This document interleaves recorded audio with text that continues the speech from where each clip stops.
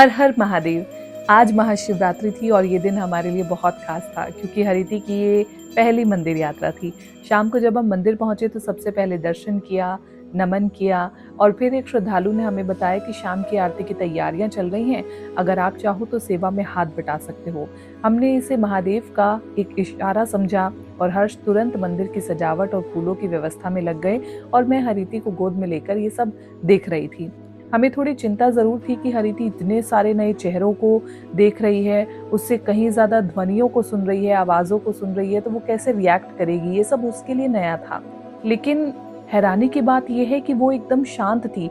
जैसे ही हर्ष फूलों की सजावट कर रहे थे, हरिति मेरे गोद में धीरे-धीरे सो गई।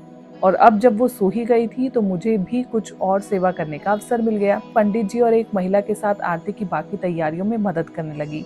हमने दीपक तैयार किए, धूप और प्रसाद की व्यवस्था की और धीरे धीरे पूरा मंदिर शिवमय होने लगा।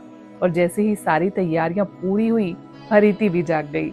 वो अब पूरी तरह से जाग चुकी थी और ध्यान से सब कुछ देख रही थी, मानो समझने की कोशिश कर रही हो कि ये चारों तरफ हो क्या रहा है। फिर हमने उसे अच्छे से तैयार किया ताकि वो भी हमारे साथ आरती में शामिल हो सके। इसके बाद पंडित जी ने शंख बजाया और आरती शुरू हुई।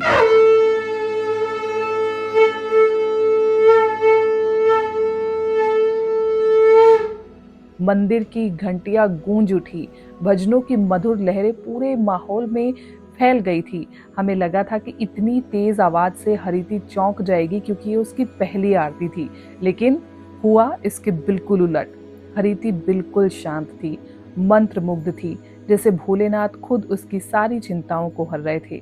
और हमें सबसे ज्यादा हैरानी इस बात की थी कि हरिति घर पर जरा सी भी आवाज होती है तो वो डर जाती थी। कई बार हल्की सी आवाज से भी उसकी नींद टूट जाती थी। हमें डर था कि मंदिर में आरती के दौरान इतनी तेज आवाज से वो कहीं घबरा ना जाए, लेकिन ऐसा कुछ भी नहीं हुआ।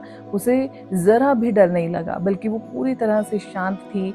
सुकून उसके चेहरे पर दिखाई दे रहा था और हमें लगा ये महादेव की ही इच्छा थी कि हम आरती खत्म होने तक मंदिर में रुके ताकि हरिति पहली बार पूरी श्रद्धा और विश्वास के साथ आरती सुने और महादेव के आशीर्वाद से अपने सभी डर भूल जाए। महाशिवरात्रि इस बार सिर्फ एक त्योहार नहीं थी, बल्कि हमारे लिए एक अनुभव था, शिव भक्ति का, शांति का और अपने अंदर के विश्वास को महसूस करने का। अगर आपको भी ये अनुभव पसंद आया हो तो हर हर महादेव कमेंट में जरूर लिखें। हर हर महादेव।